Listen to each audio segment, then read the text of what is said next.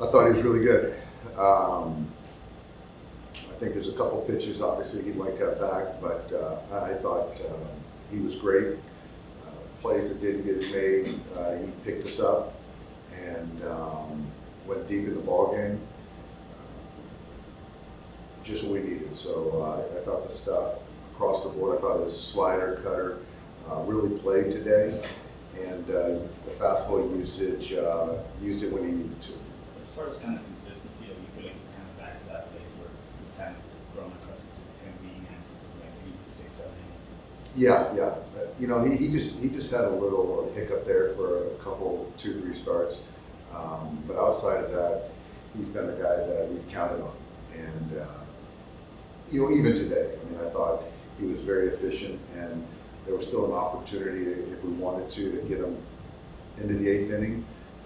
But just looking out, he's going to be on regular rest the next couple times. So just kind of being mindful of the workload, where our bullpen is at in a good spot. So it made sense, but just kind of how we navigated the team that we just saw a week ago was pretty impressive. This 12-2 run you guys are on, like how big a role has the bullpen and the improvements down there played in that? I think that's, I think if there's one, you know, certainly if you point to one area of the game during the stretch, it's been the pitching.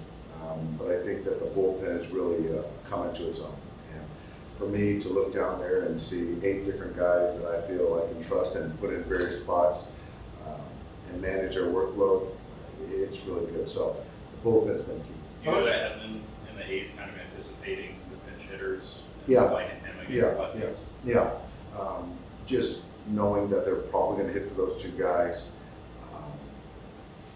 and bleeding into potentially Tatis and Machado.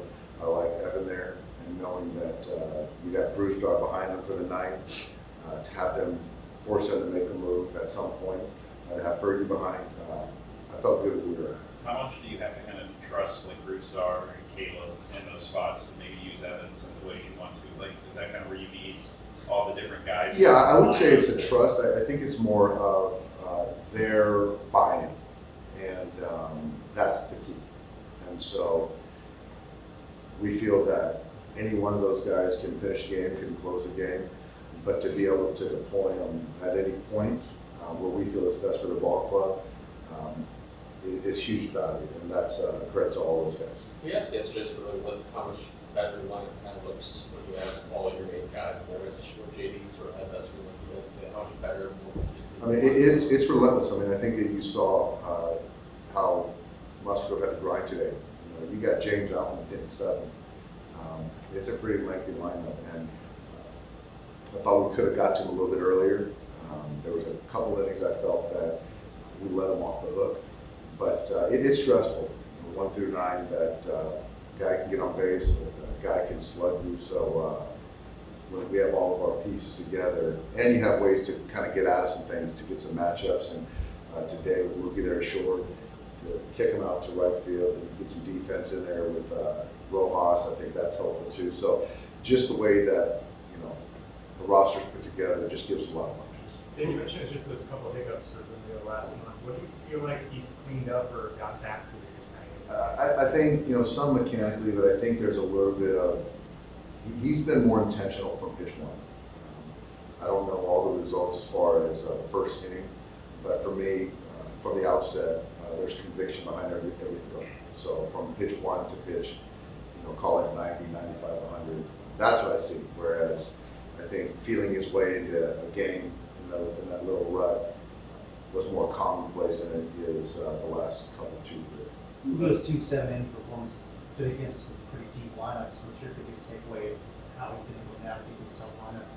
Well, I think the biggest takeaway is that he's got weapons to get lefties out, to get righties out, to go through 3 times.